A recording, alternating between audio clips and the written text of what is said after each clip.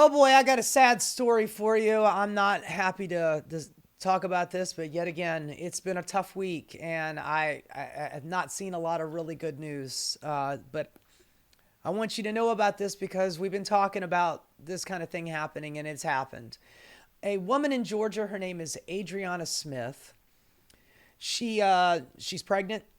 She has multiple blood clots, and she goes to the hospital because she's concerned.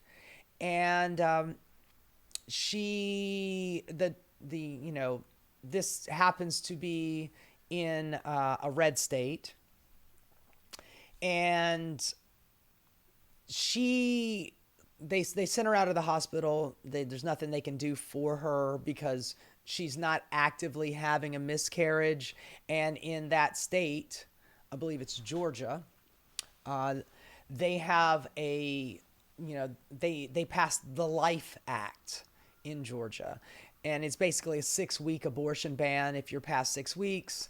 They say that that there's exceptions, and if it's a medical risk to the mother, then they will do something about it. But this woman Adriana is proof that if you go into the hospital with blood clotting and and you're really concerned and you don't really feel very good, unless you are literally having like a cardiac arrest or dying in the hospital waiting room, they won't do anything for you. So they send her home.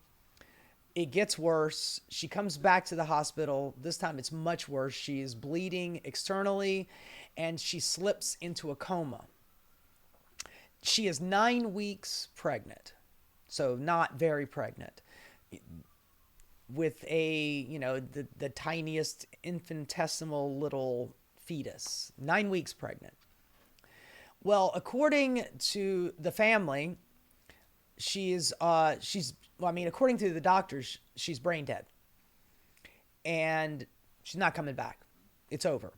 But the hospital is keeping her alive because of the Life Act, because they are covering their ass. They know that if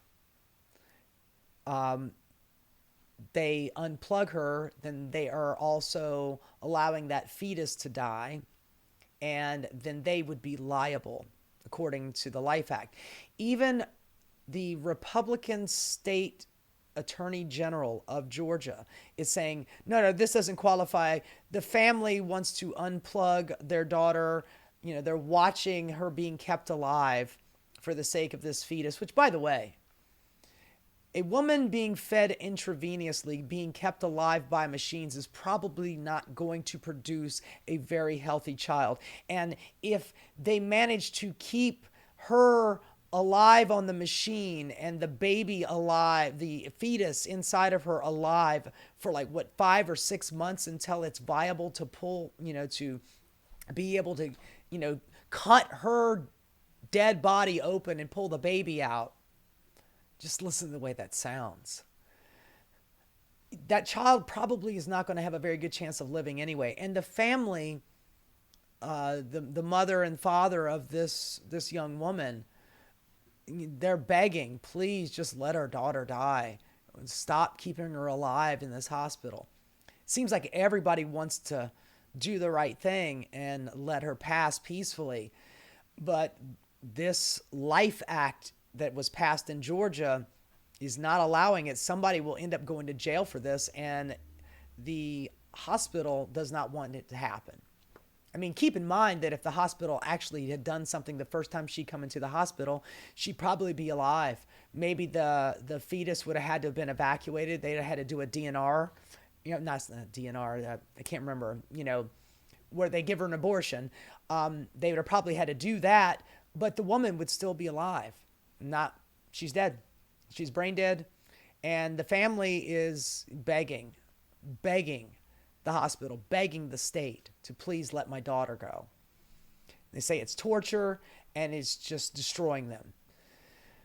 But nothing's done because she was past the 6 weeks, and it is illegal to have any kind of medical intervention unless you were dying. Well, this woman died, and even the state attorney general says let her go, but the hospital's not going to do it because they do not want to have any legal liability for this, so they're keeping her alive.